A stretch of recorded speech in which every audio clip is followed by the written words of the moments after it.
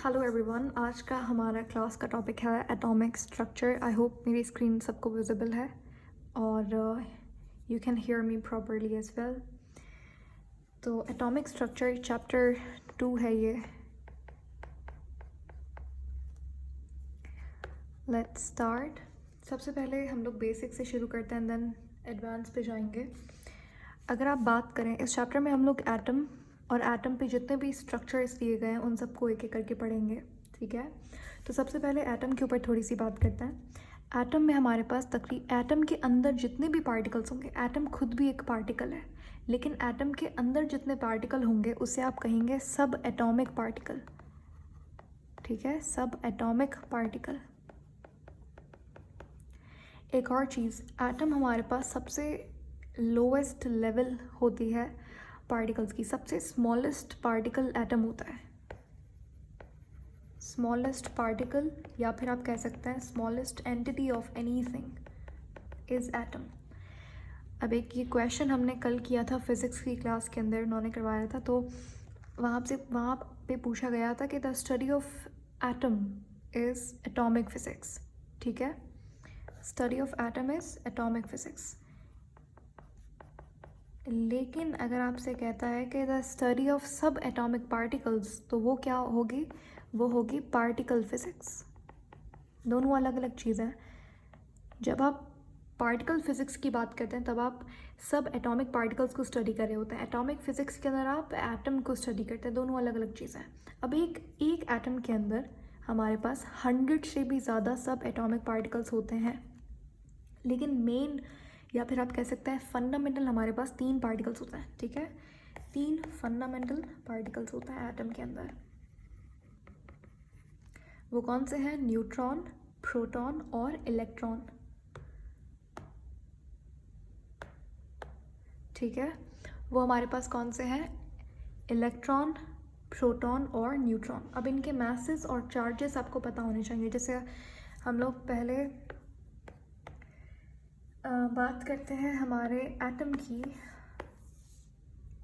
तो एटम के अंदर मैं आपसे पूछूं एटम पे कौन सा चार्ज होता है?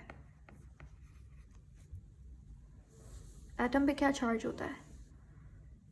एक हमने एलिमेंट लिया और उसमें से एक एटम को आइसोलेट कर लिया। वैसे ये पॉसिबल तो नहीं है, आप एक एटम को, इतना आसान नहीं है कि एक एटम को आइसोलेट किया जाए। खैर, अगर हमने एक एटम लिया, उस पर आपसे चार्ज पूछा जाए तो इस पर चार्ज एग्जैक्टली कोई चार्ज नहीं होता। एक एटम इनिशियली क्या होता है? न्यूट्रल होता है, नो चार्ज, इस पर कोई चार्ज नहीं होता। उसके बाद जब आप बात करते हैं इसके फंडामेंटल पार्टिकल्स की, जैसे मैंने आपसे कहा कि इसके अंदर 100 से भी ज़्यादा सब एटॉमिक पार्टिकल्स होंगे, लेकिन फंडामेंटल कितने हैं? 3, इलेक्ट्रॉन, प्रोटॉन और न्यूट्रॉन। इनके मैसेज आपको ओके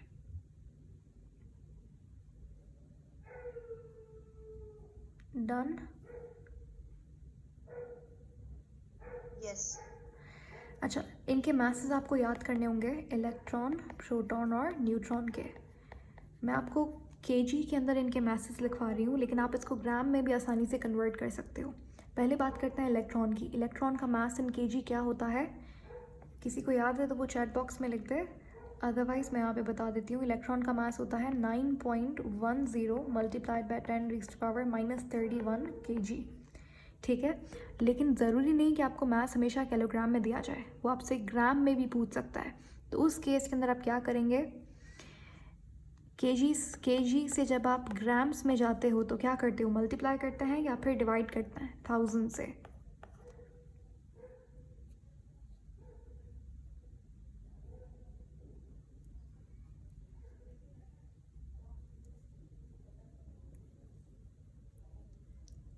क्या करेंगे? मल्टीप्लाई करेंगे या डिवाइड करेंगे 1000 से? जब आप किलोग्राम, कोई वैल्यू आपके पास किलोग्राम में गिवन है, फॉर एग्जांपल 1000 kg है, मुझे बताइए ये ग्राम्स नहीं, चलिए थोड़ा सा इजी कर लेता। अगर मेरे पास 1 किलोग्राम है, मैं पूछती हूँ आपसे कि इसके अंदर कितने ग्राम्स होंगे, इसको कन्वर्ट करो ग्राम में। एग्जैक्टली तो आप क्या करेंगे? इसको आप मल्टीप्लाई करवाएंगे 1000 से, तो ये क्या हो जाएगा? 1000 ग्राम्स। तो इसी तरीके से अगर आपसे ये वैल्यू ग्राम, अगर ऑप्शन सारे ग्राम्स के अंदर होंगे तो आप क्या करेंगे? यहाँ पे मल्टीप्लाई करवाएंगे। इसको थोड़ी देर के लिए हटा देता है। इसको आप मल्टीप्लाई करवाएंगे इस वैल्यू को 10,000 को मैं 10⁻³ लिख सकती हूँ, लिख सकता है। और हमें पता है जब हमारे पास बेसिस सेम होती हैं तो पावर ऐड होती है, तो -31 + 3 मेरे पास क्या हो जाएगा,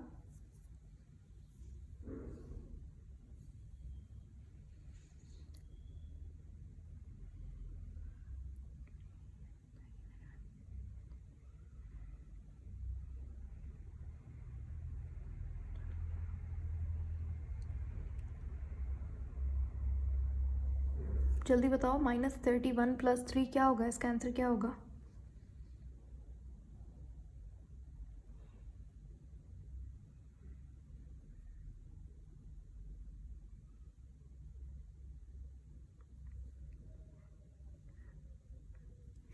-28 होगा, -28।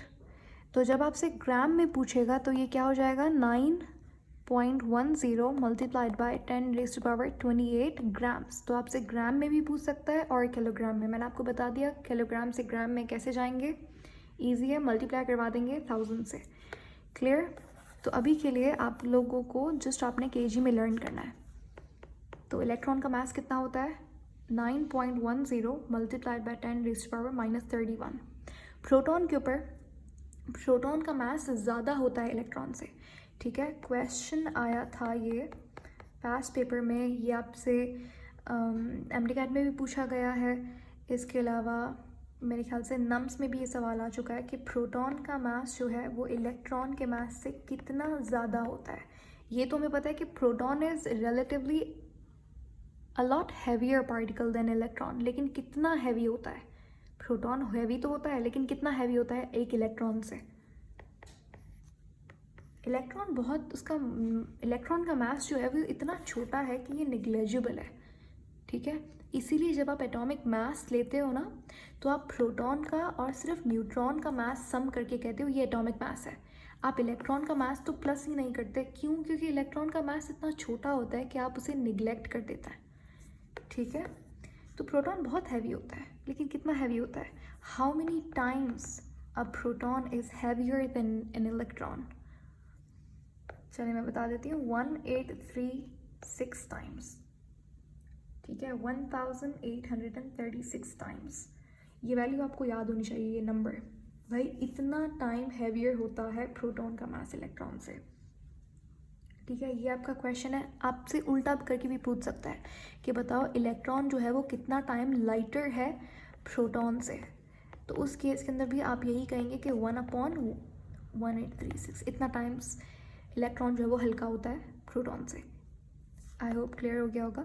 अब हम दोबारा से बात करते हैं प्रोटॉन की। प्रोटॉन का मास कितना होता है? प्रोटॉन का मास होता है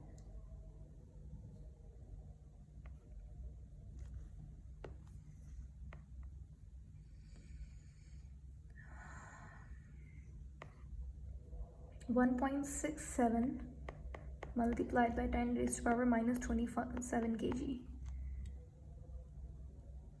ठीक है। 1.67 मल्टीप्लाइड बाई 10⁻⁻27 kg।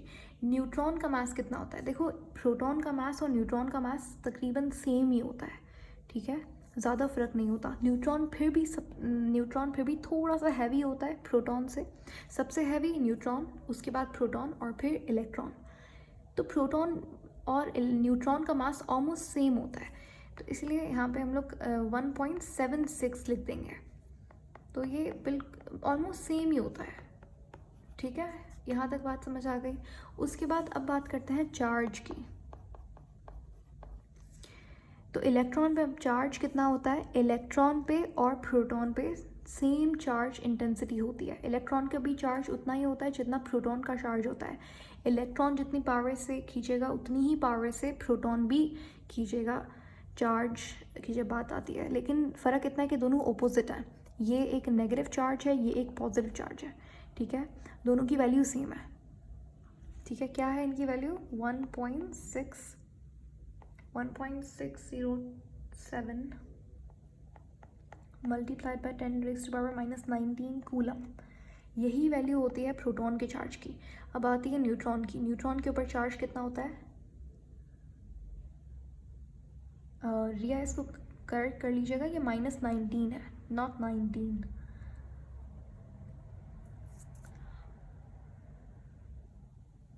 न्यूट्रॉन के ऊपर कितना चार्ज होता है?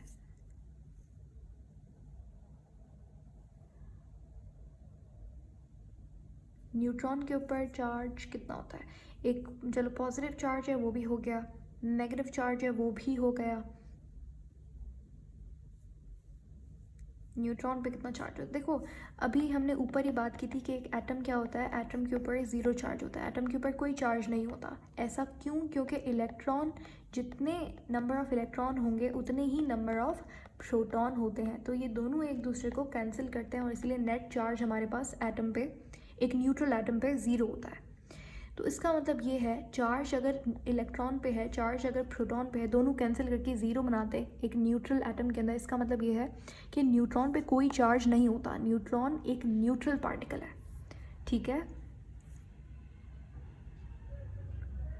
और रही बात ये +19 की, तो याद रखिएगा प्रोटॉन के ऊपर भी -19 ही चार्ज होता है। जस्ट इसका जो, ये जो हम लोग नेगेटिव साइन यहाँ पर और ये पॉजिटिव नेगेटिव लगाते हैं, ये जस्ट हम लोग ये दिखाने के लिए होता है कि मेरे पास ये एक पॉजिटिव चार्ज है और ये एक नेगेटिव चार्ज है। लेकिन जब हम लोग यहाँ पर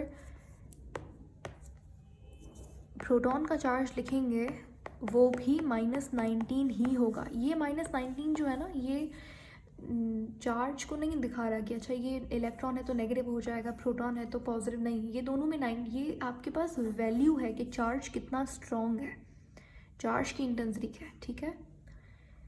तो ये सारे आपके पास क्वेश्चंस हैं एमसीक्यूज़ के हवाले से। एंड देन हम लोग एक छोटा सा टॉपिक है जहाँ पर हम important terms in chemistry discuss करेंगे। यहाँ पर मैं थोड़े फंडामेंटल केमिस्ट्री के भी पॉइंट्स ऐड कर रही हूँ। आपके पास दो चार टर्म्स है जो आपको पता होनी चाहिए उनका मतलब क्या होता है। सबसे पहले तो है हमारे पास वर्ड आइसोटोप, आपने सुना होगा।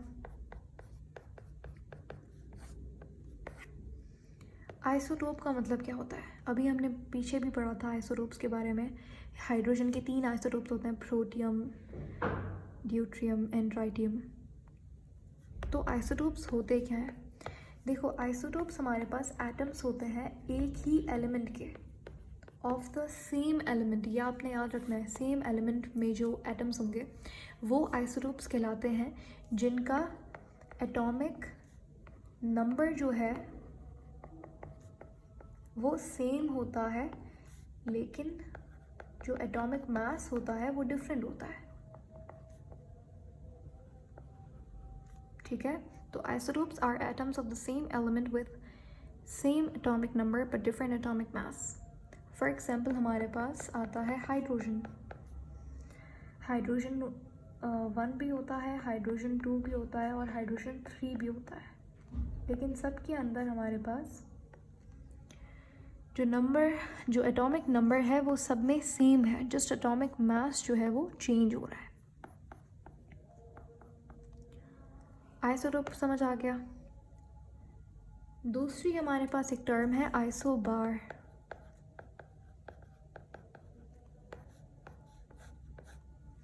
आइसोबार का मतलब क्या होता है?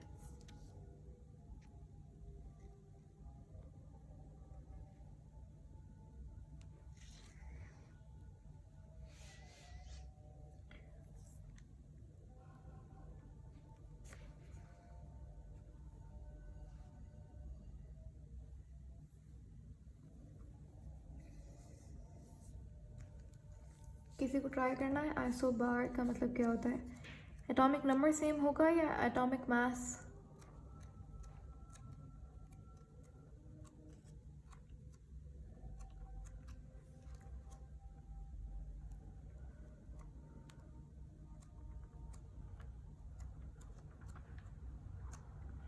एग्जैक्टली। अब देखो अगर मैं यहाँ पे कहूँगी कि एटॉमिक नंबर जो है वो नहीं, आप कह रहे हो एटॉमिक नंबर सेम होगा। अगर एटॉमिक नंबर सेम है तो ये आइसोटोप नहीं हो जाएगा? बिल्कुल, एटॉमिक मास सेम होगा, सेम एटॉमिक मास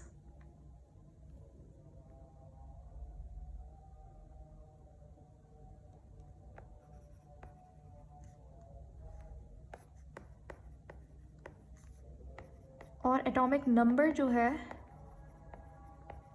वो डिफरेंट होगा, क्योंकि अगर एटॉमिक नंबर मैं सेम रखती हूँ यहाँ पर तो ये आइसोटोप और आइसोबार में भी क्या डिफरेंस है, दोनों सेम हो जाएंगे।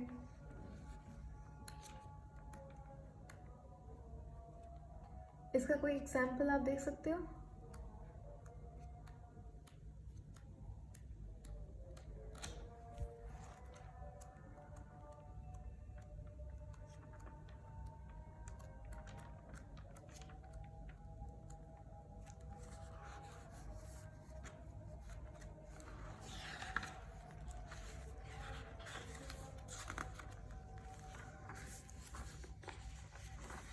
नो।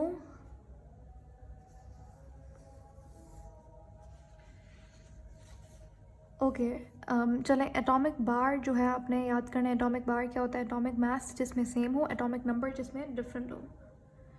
थर्ड हमारे पास जो टर्म है वो क्या है? वो है आइसोटोन्स। अब आइसोटोन्स क्या है?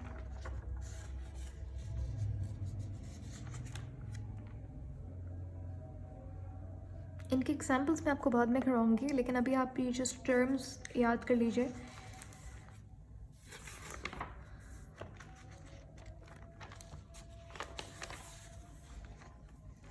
Any idea? कोई you wanna make a guess?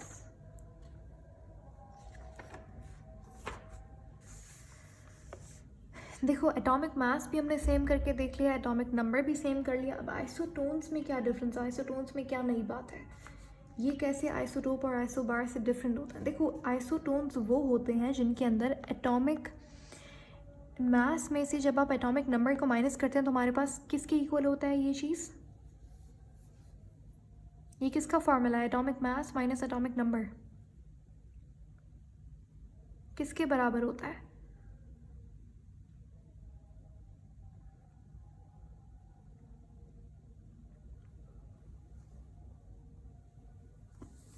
ये नंबर ऑफ न्यूट्रॉन्स के इक्वल कर सकते हैं हम लोग?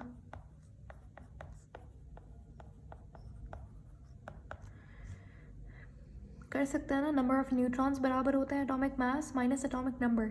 जब भी दो एलिमेंट के न्यूट्रॉन नंबर सेम हो, इसका मतलब ये होता है कि वो जो दो एटम्स हैं वो आइसोटोन्स कहलाएंगे। एक और चीज़, आइसोटोप्स हमारे पास एक ही एलिमेंट के एटम्स होते हैं, लेकिन आइसोबार डिफरेंट एलिमेंट के एटम्स होते हैं। आइसोटोन्स भी डिफरेंट एलिमेंट के एटम्स होते हैं।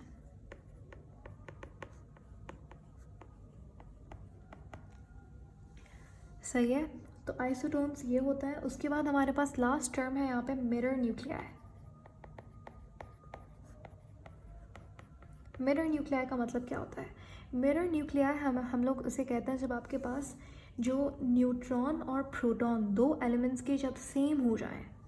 इसका मतलब क्या है? मैं ये कहना चाहती हूँ, जैसे कि समझ लीजिए हमारे पास कोई भी दो एलिमेंट्स हैं, ठीक है? ये एटॉमिक मास है, ये atomic number.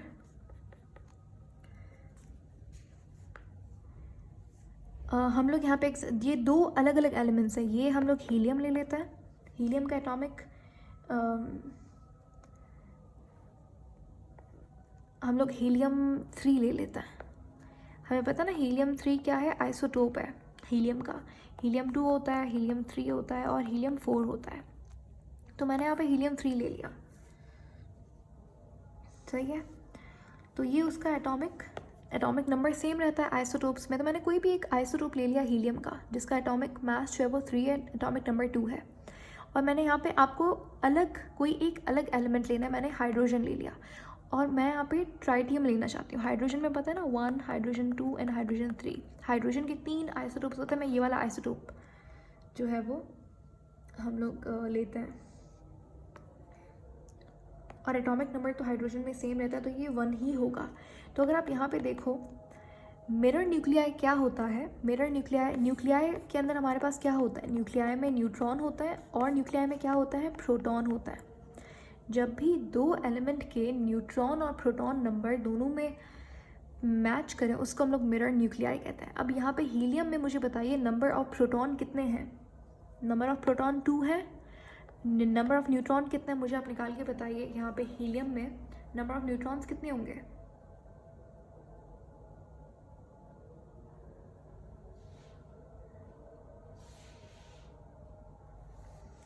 Exactly number of neutrons होंगे 1। अब हाइड्रोजन की बात करता है, हाइड्रोजन में नंबर ऑफ प्रोटॉन्स कितने हैं 1 और नंबर ऑफ न्यूट्रॉन कितने हैं 2। तो आप देखें कि इसके नंबर ऑफ प्रोटॉन इस एलिमेंट के नंबर ऑफ न्यूट्रॉन के इक्वल हैं और इसी तरीके से ये नंबर ऑफ न्यूट्रॉन ये नंबर ऑफ प्रोटॉन के इक्वल है।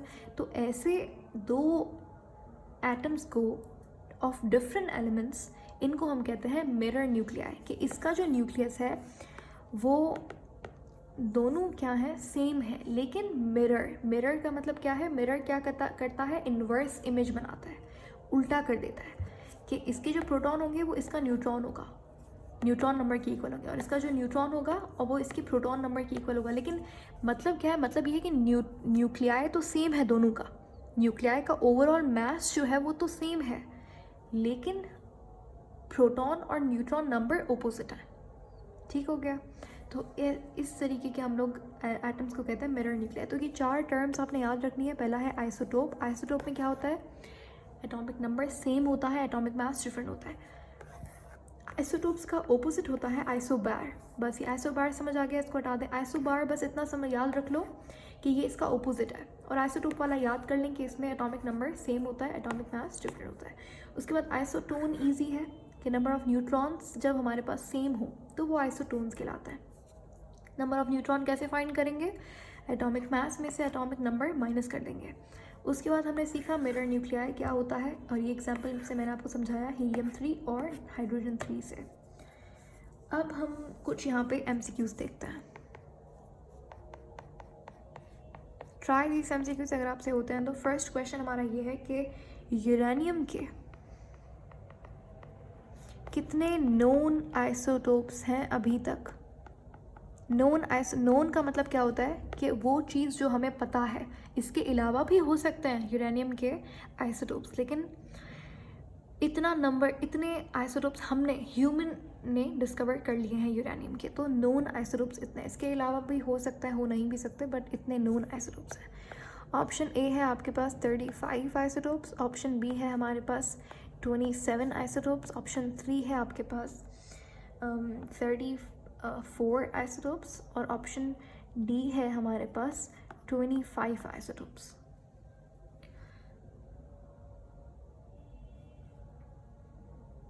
अच्छा, आप कह रहे हैं ऑप्शन बी 27।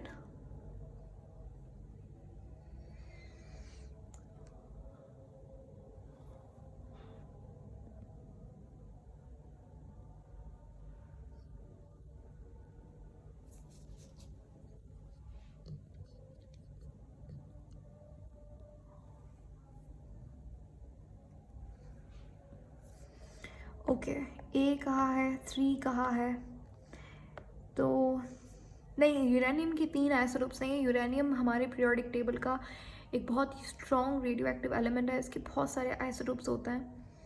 ठीक है, और इसका आंसर हमारे पास option A is the right option के यूरेनियम के 35 नोन आइसोटोप्स हैं। ठीक है, याद रखेंगे ये। क्वेश्चन नंबर 2 है हमारे पास कि प्रोटियम में कितने न्यूट्रॉन्स होते हैं।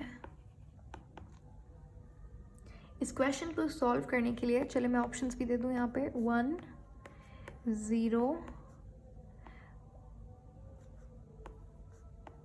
2 none of them।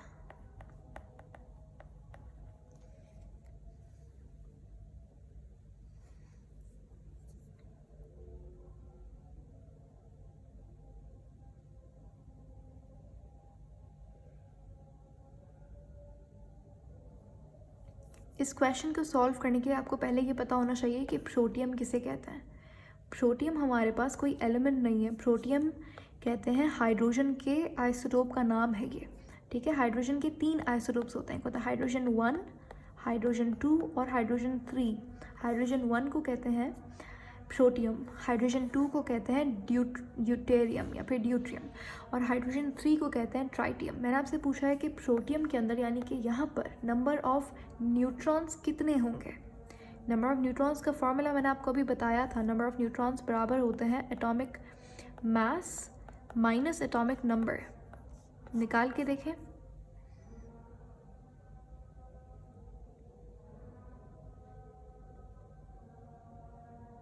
कितने न्यूट्रॉन होंगे प्रोटियम में?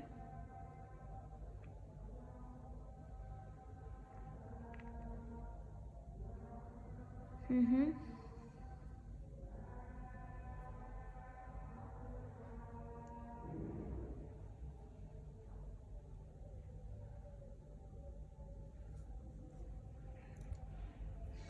देखो सिंपल है, हमारे पास ये हाइड्रोजन है, ये हाइड्रोजन का ये प्रोटियम है, ये उसका क्या है एटॉमिक नंबर, ये उसका एटॉमिक मास है, 1 - 1 कर देंगे, ये फॉर्मूला होता है ना न्यूट्रॉन निकालने का, तो ये किसके बराबर होगा? ज़ीरो।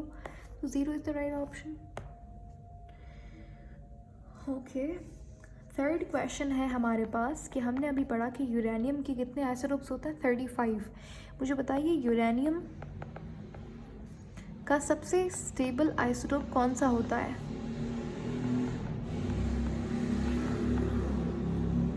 यूरेनियम का एटॉमिक नंबर कितना होता है? 92। यूरेनियम 238, यूरेनियम 92, 239, यूरेनियम 240,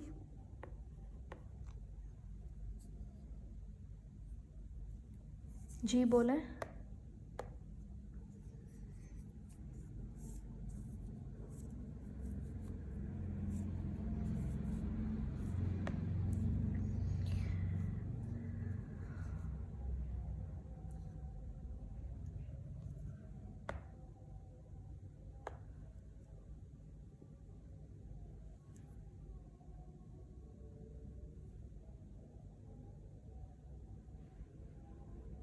ओके बताते हैं। अच्छा यहाँ पे हमारे पास यूरेनियम जो है उसके कितने स्टेबल आइसोटोप्स हो, मतलब यूरेनियम के आइसोटोप्स नोन कितने हैं? 35। उनमें से सबसे स्टेबल आइसोटोप जो होता है यूरेनियम का वो होता है यूरेनियम 238। एग्जैक्टली सही जवाब दिया है इसमें आप लोगों ने। अच्छा उसके बाद 2-3 और क्वेश्चन हैं कि जल्दी से क्विक इसका आंसर कीजिएगा। जो ऑक्सीजन होता है, ऑक्सीजन के बड़े सारे आइसोटोप्स होते हैं, तो ऑक्सीजन एक होता है ऑक्सीजन 816, ऑक्सीजन 17, ऑक्सीजन 18। तो इसमें से सबसे स्टेबल हमें पता है 16 वाला होता है, ऑक्सीजन वाला भी मिलता है आपको, और 18 वाला थोड़ा सा अनस्टेबल होता है। तो आपसे पूछा गया है कि कौन सा आइसोटोप ऐसा है जिसकी परसेंटेज सबसे हाईएस्ट होती है एनवायरनमेंट के अंदर, या फिर आप बोल सकते हैं अर्थ के ऊपर, नेचर में सबसे हाईएस्ट परसेंटेज कितनी और किसकी होती है, कौन से आइसोटोप की होती है?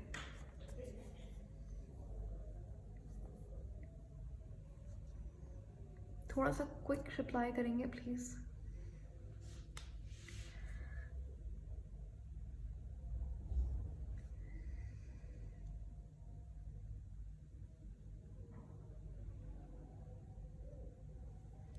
मैंने आपसे पूछा है कि इनमें ये ऑक्सीजन के आइसोटोप्स हैं, तो इनमें से मुझे बताइए सबसे ज़्यादा अबंडेंट कौन सा आइसोटोप होता है ऑक्सीजन का, और इसकी परसेंटेज नेचर में, एनवायरनमेंट में कितनी होती है?